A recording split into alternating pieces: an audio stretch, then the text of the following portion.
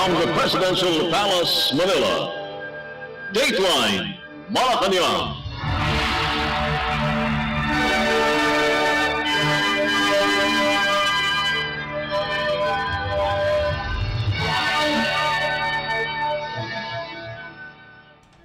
Good day, this is Dateline Malacañang, and here are the news. On the top story, Philippine President Ferdinand R. Marcos Jr. graced the Job Street Career Conference 2025 or CareerCon 2025 at the SMX Pasay City. Over 5,000 jobs are being offered to job seekers who participated in the job fair. Department of Labor and Employment or DOLE Secretary Bienvenido Laguesma said there are also available jobs for Filipinos who want to work abroad. Let us listen to Philippine President Ferdinand R. Marcos Jr. At magandang umaga po sa inyong lahat. At welcome po dito sa aming ginawa na job fair. At sana naman, ito po ay pinagsama-sama na po natin lahat ng pangangailangan ng isang nag-a-apply para sa trabaho, hindi lamang dito sa Pilipinas, pero kundi pati sa abroad. At hindi lamang nag-a-apply ngayon ang ating mga prospective na employee at pumupunta sa isang korporasyon at nagsasabi, mag-a-apply kami, tapos bahala na, tapos na. Babalitaan ko na lang kayo kung kung kukunin kayo o hindi. Hindi na po ganoon. Mas mabigat at mas malakas ang suporta ngayon ng pamahalaan para naman kayo ay mas may kakayanan upang makakuha ng magagandang trabaho. Mababa na po na ngayon, binababa po natin ang unemployment rate. Pakaunti na lang ng pakaunti ang hindi empleyadong Pilipino. Ngunit, hindi pa kami tapos doon. Ay kailangan, kung ano man ang hawak nilang trabaho, dapat tinatawag na quality job na may potential na ma-promote, na maging mas maganda, o kung sakali man ay magtatayo ng sariling negosyo na tinutulungan naman natin at tutulungan po natin upang makapag-expand, upang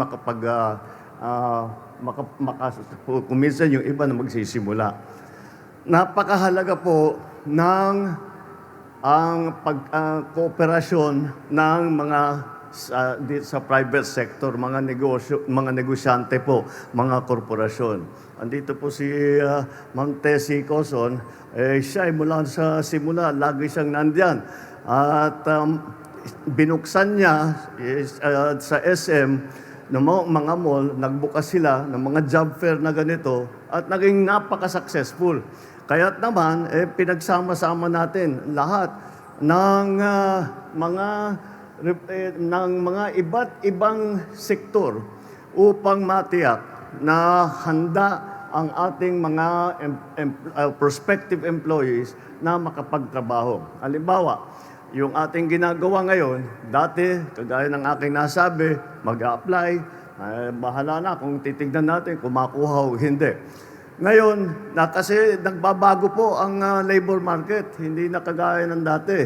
At iba na ang pangangailangan ng mga negosyo, ng mga korporasyon. Ibang klase ng mga workers ang kanilang hinahanap.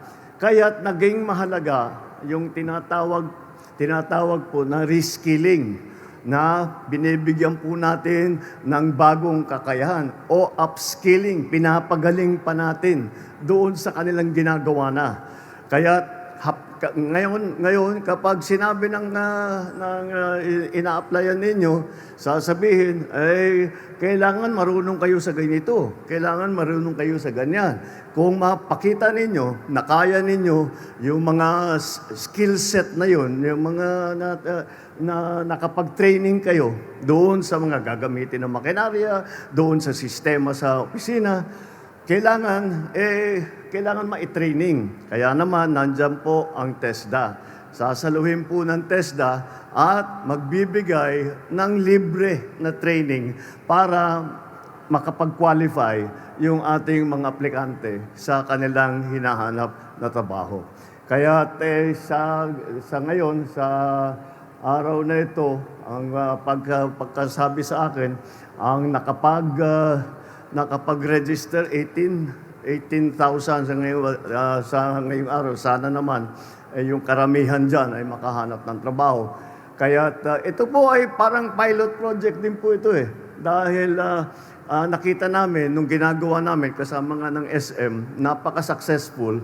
So sabi namin, subukan natin na dalasan.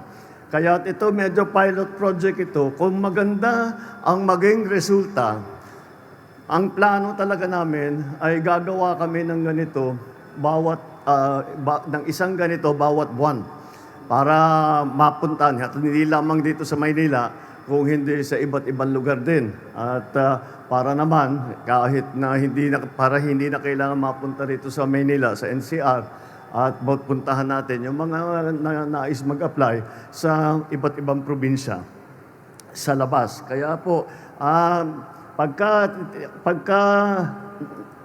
pagka nakita natin na marami tayong nailagay, na ipwesto sa magagandang trabaho, yung aking nabanggit na mga quality jobs, kapag nakita natin, pagpatuloy po namin itong programa ito para lahat naman ng ating mga kababayan ay mabigyan ng pagkakataon upang makahanap ng magandang trabaho para sa kanilang hanap buhay, para sa kanilang pamilya, at kasama na rin dyan para sa Pilipinas.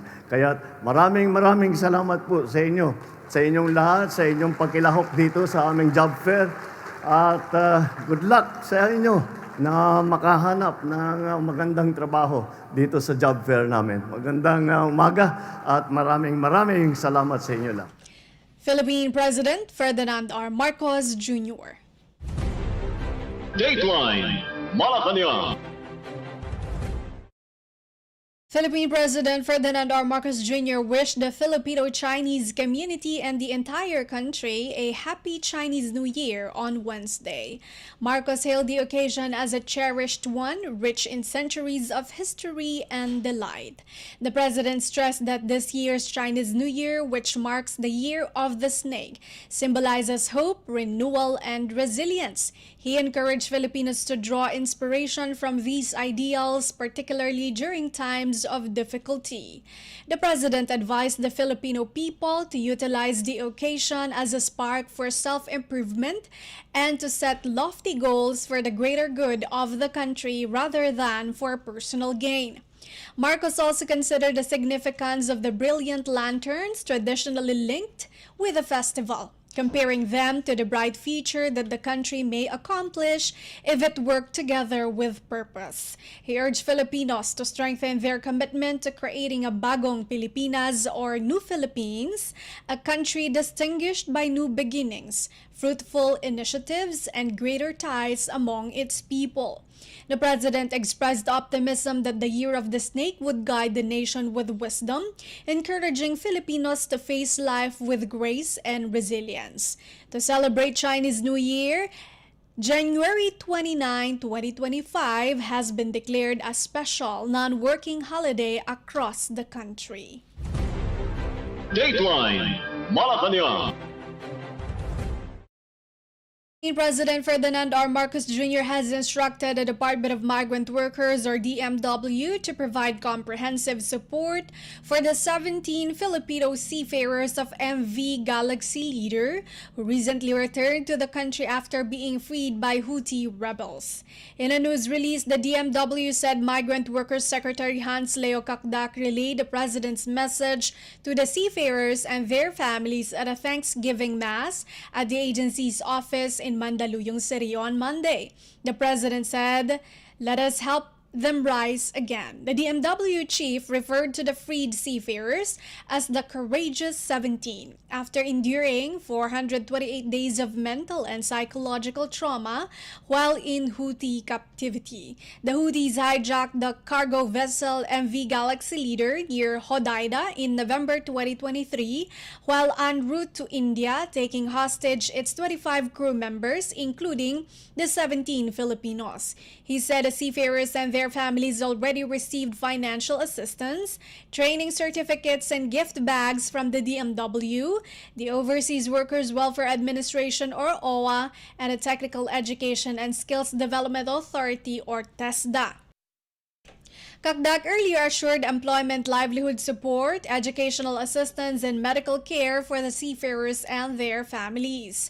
The Department of Health or DOH also committed to offering comprehensive medical and psychosocial support, while OWA vowed to continuously communicate with the Seafarers Manning Agency, the Sea Power Shipping Enterprises Incorporated, to assist each of the crew members, especially on the benefits that they would receive from the owner of the MV Galaxy Leader. Meanwhile, CACDAC thanked the Department of Foreign Affairs or DFA for their efforts in facilitating the safe release and return of the seafarers. He also recognized the support provided by the Department of Transportation or DOTR during the crisis. Dateline Malacañang. Mahara Investment Corporation or MIC, the manager of the country's first sovereign wealth fund, is set to invest 19.7 billion pesos to acquire a 20% stake in the National Grid Corporation of the Philippines or NGCP, marking a significant step toward increasing government influence over the country's power grid operations. In a palace press briefing, MIC President and Chief Executive Officer Rafael Consing Jr. announced that the funds will be used to purchase preferred shares at 15 pesos each from Synergy Grid and Development Philippines Incorporated or SGP, a key stakeholder in NGCP. The preferred shares come with a guaranteed dividend yield of over 6.5% for the first 3 years of the investment. Consing explained that after the initial 3 years, the investment could be converted into common shares, giving MIC greater flexibility and control over its stake in NGCP. MIC said it is eyeing to finalize and sign transaction documents of its maiden investment within the next 90 days. On Monday, Malacañang announced that SGP has accepted a binding offer from MIC to secure a foothold in NGCP. The deal will give MIC 2 board seats each in the SGP and NGCP, the country's lone power transmission network. We are hoping to be able to sign the transaction documents within 90 days. And failing that, we have an extension of another 90 days, so a total of 180 days maximum. As to who will represent us, at the moment that's not been decided yet, so we'll defer to the wisdom of the board as to who will be appointed. Thank you. Sir, can we get exact figures? How much did the government shell out for the 20% ng NGCP? And sir, I know it's too early to say, pero about regarding lang po sa return of investment, kung how much po kaya yung in-expect natin or yung projected natin na makukuha dito sa shares na to? Sure, thank you. So the total proceeds will be about 19.7 billion pesos, representing 20% of SGP, with an effective price of 15 pesos per 15 pesos per preferred share. And the preferred share will guarantee us with a 6.5% dividend yield over the first 3 years. Following which, within those 3 years, we would then need to convert, or we've got the option rather to convert to common shares. Failing which, the dividend rate would then rise to 8%. Mahara Investment Corporation President and Chief Executive Officer Rafael Consing Jr. Dateline Malacañang.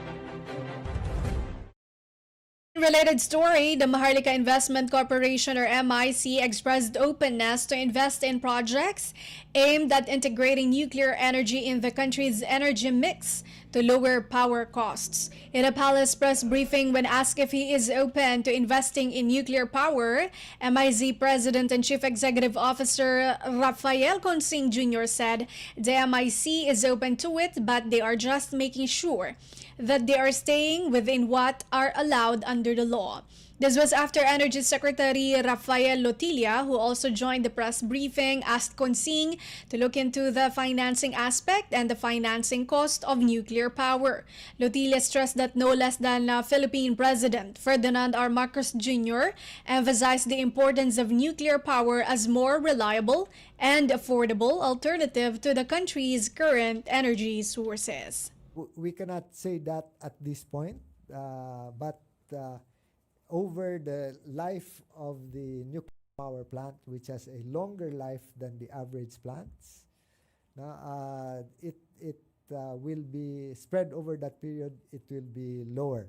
But this is among the requests I have to President Consing to look into the financing aspect and the financing costs of nuclear power, because the President indicated that that's where we need help, and the financial analysis can very well be undertaken by Mahara Investment Fund, so that government can have a better sense of the financing costs and the returns as well.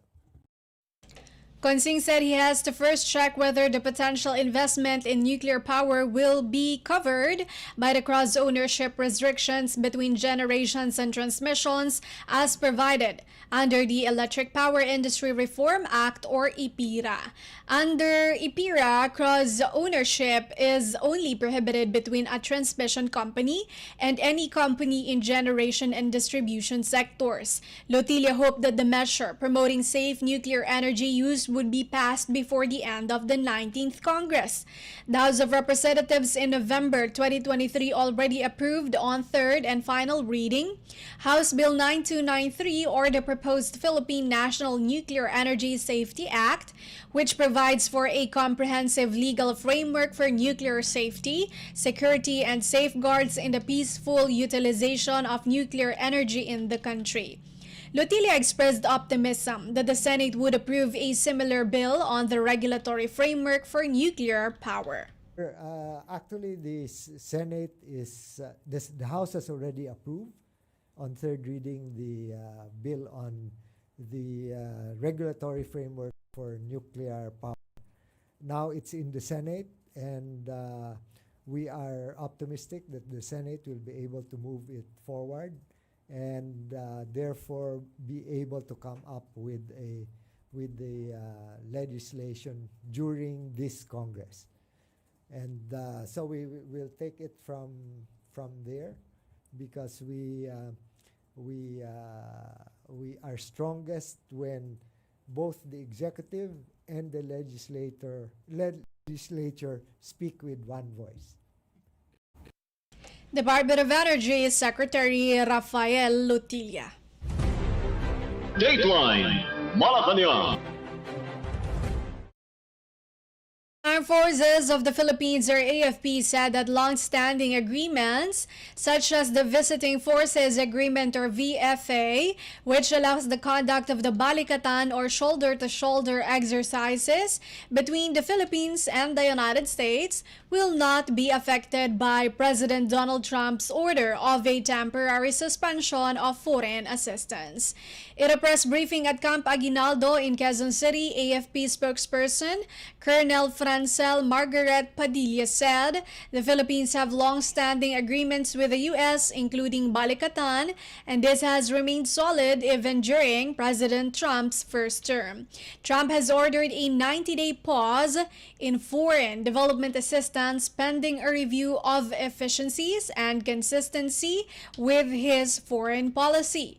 Padilla, however, said the effects of Washington's move would be assessed by higher authorities. She also said the VFA and the Balikatan are treaties and not part of the U.S. assistance program. As this developed, the AFP spokesperson said this year's Balikatan will be among the largest in history. Padilla added that more nations have expressed interest to participate actively in the annual drills. She, however, did not reveal these countries, as planning for the activity is still ongoing. Padilla added these nations have yet to give their commitments on what kind of assets they will try to bring for the exercise. She also said the exact figure of participating nations and troops has yet to be determined. The annual Balikatan drills now cover air, land, sea, and cyber maneuvers. Dateline Malacañang. The Philippine Department of Agriculture or DA is expected to declare a national food emergency for rice in the country during the first week of February. This follows after the statement of Department of Trade and Industry or DTI in Congress that the National Food Emergency has already been approved and the National Price Coordinating Council or NPCC will be able to release the resolution before the end of the week. According to DA spokesperson Assistant Secretary Arnel de Mesa, once a copy of the resolution has been submitted to the department, they will just review the resolution within 2 days and then immediately declare the emergency. De Mesa said the National Food Authority or NFA is ready to release rice stocks as well as local government units or LGUs that are just finalizing their guidelines on the sale of rice. Under the food security emergency, LGUs will be given permission to sell NFA rice stocks. Dateline Malacañang. Still from the Department of Agriculture, the Philippine Department of Agriculture assured the stability of supply and prices of local red onions with the onset of the harvest season. DA spokesperson Assistant Secretary Arnel de Mesa made the assurance amid concerns over the local stock inventory, which according to the Bureau of Plant Industry or BPI is set to run out by February 1. As of January 17, the stock of local red onion is at 8,494.99 metric tons or MT. He said the peak harvest season for local red onion spans January to March, thus no reason for the prices to spike. As of Monday, the price of red onion in Metro Manila ranges from 100 pesos per kilogram to 180 pesos per kilo according to the DA Bantay Presyo or DA Price Watch. Dateline Malacañang. The Philippine Department of Agriculture, or DA, said it is studying the possibility of setting a maximum suggested retail price or MSRP on pork, as well as penalties that may be imposed against possible profiteering. The DA made a statement amid spiking prices of pork in Metro Manila markets. DA spokesperson Assistant Secretary Arnel de Mesa said those who will be proven to be involved in profiteering may be held liable under the Anti-Agricultural Economic Sabotage Act. De Mesa noted that a reasonable markup from farm gate to retail price or the whole value chain should only be a little over 100 pesos according to industry standards. To date, the prevailing price of pork or liempo or pork belly in Metro Manila is at 426 pesos per kilogram, with the lowest price at 390 pesos per kilogram and the highest reaching 460 pesos per kilogram according to the DA Bantay Presyo or DA Price Watch. The price of pork kasim or ham range from 330 pesos per kilogram to 400 pesos per kilogram, with the average at 375 pesos per kilogram. Frozen pork liempo and kasim prices, meanwhile, are lower, ranging from 280 pesos per kilogram to 350 pesos per kilogram, and 230 pesos per kilogram to 280 pesos per kilogram, respectively. Earlier, Secretary Francisco Chu Laurel said the DA needs 2 weeks to look into the reason behind the mounting prices of pork despite stable supply inventory and assess if there is ongoing profiteering in local markets. Dateline Malacañang.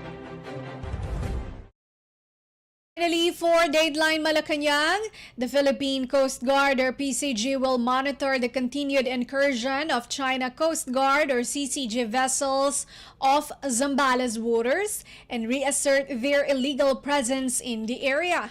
In an interview over state-run PTV, PCG spokesperson for the West Philippine Sea or WPS Commodore J. Tariela said there would be regular information and daily updates on Chinese activities. He said the PCG would remain peaceful and professional despite repeated bullying and aggressive actions on the part of the CCG, in accordance with President Ferdinand R. Marcos Jr.'s guidance against being instigated and to ensure that the Philippines does not bear responsibility for an escalation. On Monday, the PCG vessel BRP Cabra responded to a distress call from FB El Capitan despite being aware of the distress call from the Filipino fishing boat. CCG vessel 3304 shadowed BRP Cabra, hindering the transport of a fisher who died while offshore. Dateline Malacañang.